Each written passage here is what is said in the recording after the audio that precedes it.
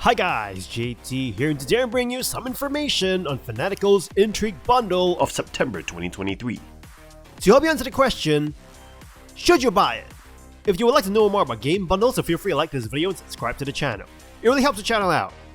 Anyway, let's get into this. At number 1 we have Blacksad, Under the Skin, a narrative-driven noir detective game featuring animal humanoids. This game features a ton of suspense and focus on investigations. Taking place in the 1950s, you play as John Blacksad, a detective who is also a cat. Joe Dunn, the owner of a boxing club, committed suicide, and a boxer named Bobby Yale disappears before his career-defining fight. You're hired by Joe's daughter, Sonia Dunn, to investigate the relation between these two incidents. You can decide on the personality of John through choices made in dialogue, which will affect your reaction as you interact with the various cast of characters. You can make John a corrupted detective or one who upholds the law. Needless to say, you'll be doing a lot of talking in this game, necessary to solving the crime. You can explore the various environments peppered with clues that will allow you to put pieces together to solve the case. Finding clues also give access to new dialogue choices to question potential suspects. There are also quick time events where you have to react quickly or face certain doom. When you die, you can simply restart the scene again like in Telltale's The Walking Dead. In terms of your detective skills, you can look around and observe suspicious items as well as use your cat senses to find unusual smells, listen carefully to a sound, or highlight things. Combining clues will yield new results. It isn't too difficult, so you can move the narrative along. Although this game has a slow start, this game tells a unique story in a unique world with an interesting main character. So if you like narrative-heavy games, definitely give this a go. At number 2 we have Agatha Christie, Hercule Poirot, The First Cases. In this game, you play as a young police officer who investigates the theft at the Van der Bosch family home. Hercule Poirot, the legendary detective, leaves a lasting impression on a young Angeline Van der Bosch. And some years later, she invites him to a celebratory reception at their manor to figure out who's behind some blackmail letters. Unfortunately, things take a turn for the worse when a murder occurs, and the killer is hidden among the guests.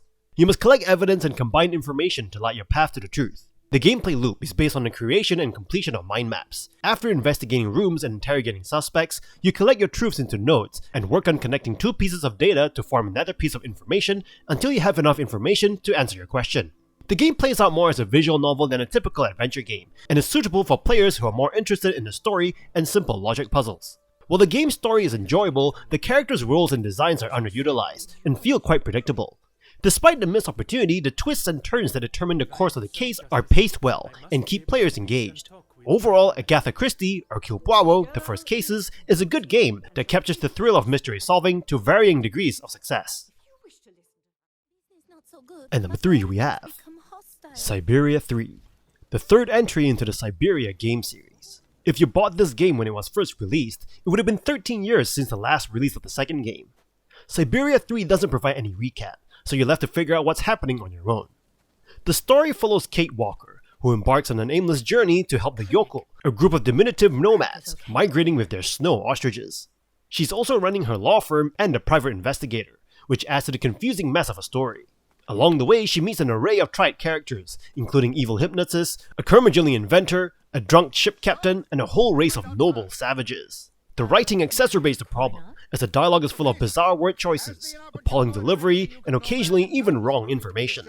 While the game tries to do interesting things with dialogue, allowing you to choose Kate's tone and pick options to manipulate characters, the move to 3D has done the game no favors. The environments are often plain and ugly, and navigating them is a terrible chore.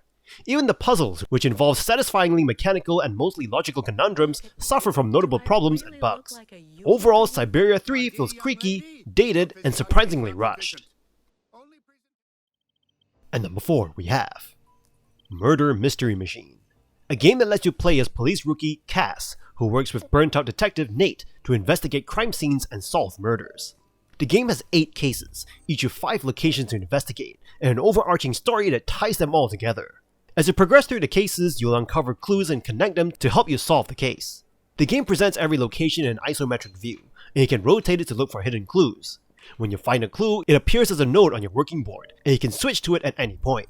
The game allows you to connect clues and unlock new dialogue sequences with characters that often provide more information on the case. There's a hint system available to show you the next logical step, but using it lowers your score for the scene. While the gathering and linking clues is intuitive, challenging, and rewarding, the gameplay becomes repetitive over time. The story is also disappointingly linear, which makes the gameplay feel a little bit inconsequential at times. The graphics in Murder Mystery Machine are not impressive, and the lack of voice acting makes the dialogue have less personality.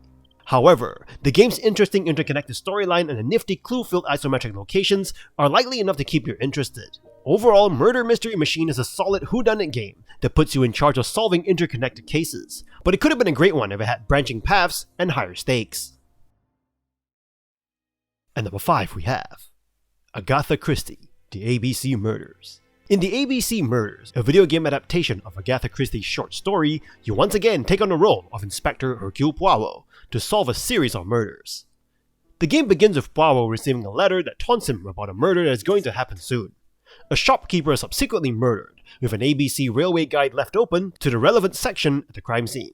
Poirot must search for clues hidden around the beautiful environments and solve puzzles to unlock further evidence. After gathering crucial evidence, Poirot sends for one of the suspects or important figures in the case, and interrogates them to obtain further information. These interrogations can be challenging, as Poirot has different ways of framing questions, and your goal is to choose the most Poirot-esque one. Once you have gathered enough information, you use a flowchart to make deductions about the crime, and ultimately identify the culprit. Although the game's puzzles are not difficult, there's a satisfying feeling when you solve them. The game's aesthetic is gorgeous, resembling a pseudo-hand-drawn style, and the game mechanics borrow heavily from Frogware's work with Holmes. Overall, the game is a delightful mystery adventure, and I would recommend it for people who are really into investigative murders. And number 6 we have Amerzone, The Explorer's Legacy. In this game, you take on the role of a journalist on a quest to save a rare and mysterious species of bird.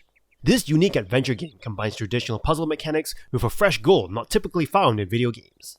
Developed by Microids, the same team that created the popular Syberia series, Amerzone features a blend of fact and fiction to create an immersive and atmospheric experience. Set in the early 1990s, the game follows in the footsteps of explorer Alexandre Villembois, who was discredited after a failed expedition into the Amerzone region in 1932. He enlists you to prove the existence of the white birds and redeem his reputation. The game is filled with other strange and colorful flora and fauna, presented through the exploration journal of Alexandre.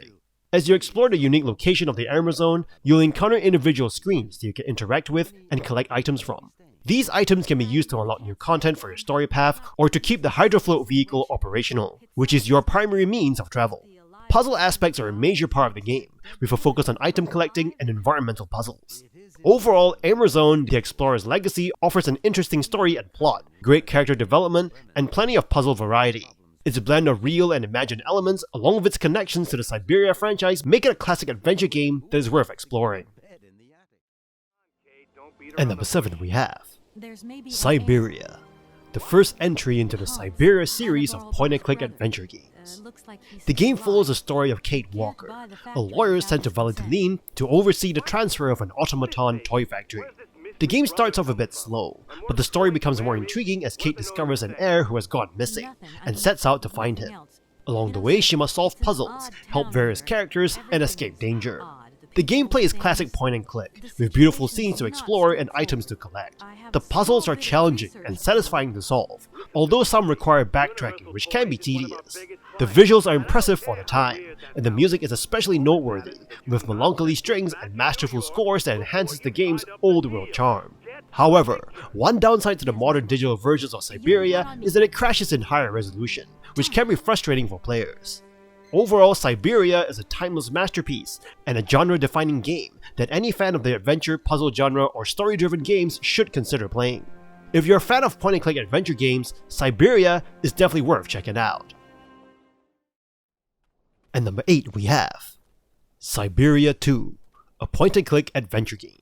The game is the sequel to the successful Syberia, and continues the story of New York lawyer Kate Walker on her quest to find the mythical land of Syberia. The gameplay is similar to the first game, with no chance of getting stuck or getting murdered, so there's no need to worry about constantly saving progress. The focus is on the story and puzzles, with Kate exploring the snowy wastelands of the east and interacting with people and objects to progress through the game.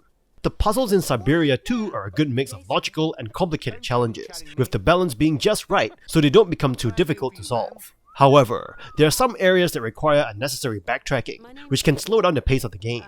The graphics are beautiful for its age, but there are some compatibility issues with modern PCs, which can be solved by resizing the desktop resolution. Overall, Syberia II is an enjoyable experience, but is not recommended to play without having played the first game. While there's a recap video available, it's better to experience the full story to fully appreciate the sequel. And number 9 we have The Descendant, a 5-episode sci-fi adventure game that takes place long after the bombs have fallen and the last of humanity survives cryogenically in fallout shelters, or ARCs. You play as Donnie, a janitor who's dragged across the wastelands by a glory-hound senator to investigate the unresponsive ARC-01. As your journey takes you deeper into the unknown, answers unfold in the past, where janitors Mia and Silas struggle to keep the last survivors alive during a series of catastrophes. Though divided by time, it seems something has always been watching them, and it'll do whatever it can to complete its mission. The cast is well written, subtly diverse, and full of conflict, ideal for a game such as this. And while Donnie is the de facto hero, it's actually Mia who becomes the most notable, due to her intentions erring more towards selfish than noble. The Descendant's minimal cast and claustrophobic setting make for an intimate experience, pulling the best from a lot of high-concept, low-budget rentals, ropey line delivery and all. As an adventure game, most of the interactions come from clicking on observational hotspots and solving puzzles, the latter of which are extremely varied, ranging from easy algebra and simple construction to multi-stage brain teasers. Nothing is repeated, though the better ones tend to involve the Descendants. Make a mistake, take too long, or get too curious, and someone's life support gets switched off. However, what frustrates players the most is that the Descendant has no sense of spread or pacing, hoarding all of the best ideas for one episode and leaving the next running dry. The opening acts are relatively low on interactivity, with the story confined to a handful of reused locations, each one aesthetically different over time. The Descendant is an engaging tale of survival and maddening paranoia, but it's a story determined to be told with or without your input, and it completely lacks the complexity of the Telltale Games formula. And number 10 we have Still Life, an adventure game. In Still Life, you play as FBI agent Victoria Macpherson, hot on the trail of a brutal serial killer. As the body count rises and disturbing crime scenes pile up, Victoria discovers that her own grandfather faced a similar case 75 years ago. The game is a point-and-click adventure game, and everything is handled with the mouse. The gameplay is challenging but intuitive, with a context-sensitive cursor that changes into a speech bubble when you hover over a person and a magnifying glass when you hover over something interesting. The graphics are impressive for its time, with pre-rendered backgrounds and full 3D characters that can look out of place against the detailed backdrops. The story is the best part of Still Life, and is fleshed out with full motion video sequences that fit the game nicely. The game is not for younger gamers, as there's plenty of blood and nudity. The puzzles are challenging but sometimes obscure, and the game is very linear, so if you get stuck in one spot, you won't be able to progress at all.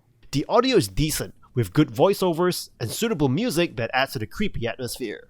Still Life brings some nice aspects to the table, but at the end of the day, it's hardly revolutionary.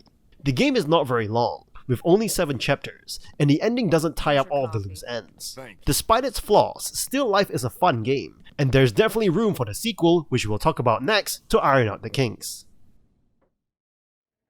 And number 11 we have Still Life II, the sequel to the 2005 hit game Still Life. The game is about a serial killer who abducts women and tortures them to death. The killer records his vile deeds on videotape and mails them to the police and the media. In the game, you control 2 different characters in the same time frame. The main character is FBI agent Victoria Macpherson, who is arrogant, stern, and generally unlikable. And the other character is a television news journalist named Paloma Hernandez. Paloma is kidnapped by the killer, and Vic must find and rescue her. The action switches back and forth between Vic's formal investigation and Paloma's desperate efforts to survive the sadistic games the killer puts her through.